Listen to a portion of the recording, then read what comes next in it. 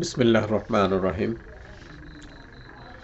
প্রিয় দর্শক শ্রোতা, আমি আজকে ভেক্টরের যোগ এবং বিয়োগ নিয়ে আলোচনা করব। আমরা সাধারণত ভেক্টরের যোগের সূত্র এবং বিয়োগের সূত্র আলাদা আলাদা করে জানি, কিন্তু আমি যে পদ্ধতিটা দেখাবো সেটা যোগ বিয়োগ কোনো কিছু চিন্তা করা লাগবে না। সবগুলো ট্রায়াঙ্গেল দিয়ে দেখাবো, একটা ত্রিভুজ দিয়ে।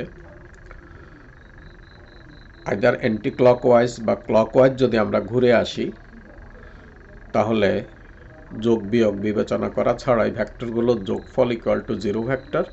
তারপর আমাদের রিকোয়ারমেন্ট অনুযায়ী আমরা যে কোনো জিনিস বের করতে পারবো। যেমন অ্যারো সাইন যেদিকে থাকবে, যেখান থেকে শুরু হবে, সেখান থেকে অ্যারো সাইনের টার্মিনাল পয়েন্টটা হবে সেই ভেক্টর।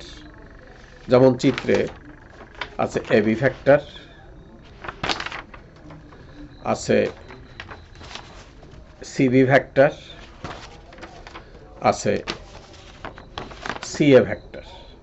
ভেক্টরগুলো আমরা ঠিক মতো রাখবো। এখন আমি যদি এটা ক্লকওয়াইজ ঘুরি, তাহলে আমি আগে প্রথম ডিরেকশন অনুযায়ী এ থেকে ধরে স্টার্ট করি। এ থেকে স্টার্ট করলে আমি এ থেকে সিতে আসবো, সি থেকে বিতে যাব, বি থেকে আবার এতে আসবো, কিন্তু ভেক্টর ডিরেকশনগুলো সেটাই ভেক্টর থাকবে। এ থেকে সিতে আসার সময় আমি এই এ ভেক্টরটাকে লিখব সি এ ভেক্টর, কারণ আমি আসছি এ থেকে সি এর দিকে, কিন্তু ভেক্টরটা হচ্ছে সি থেকে ই এর দিকে। তাহলে জেনুইন ভেক্টরটা হচ্ছে C A vector, C A vector. আর ওইদিকে জেনুইন ভেক্টরটা হচ্ছে সিবি ভেক্টর, সিবি ভেক্টর, এবং তারপরে হচ্ছে এবি ভেক্টর, এ থেকে বি। এখন আমি যদি ক্লকওয়াইজ ঘুরি, তাহলে আমি প্রথম লিখি সিএ ভেক্টর, তারপরে লিখব সিবি ভেক্টর, তারপরে লিখব এবি ভেক্টর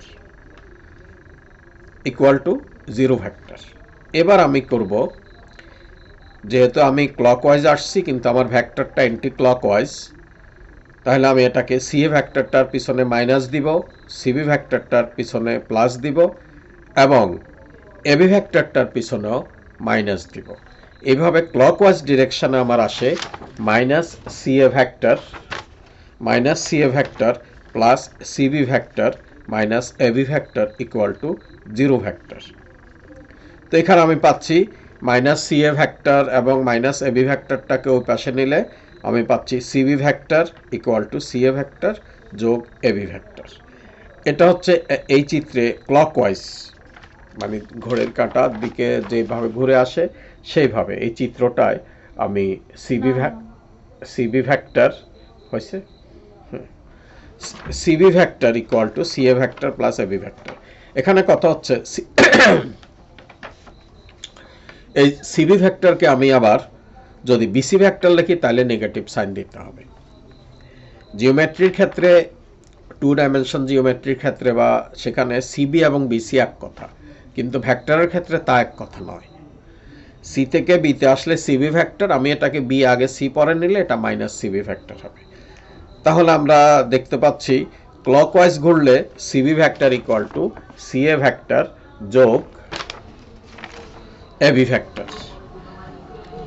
এরপর আসা যাক, আমি অ্যান্টি ক্লকওয়াইজ যদি ঘুরি, অ্যান্টি ক্লকওয়াইজ আমি এ থেকে স্টার্ট করি।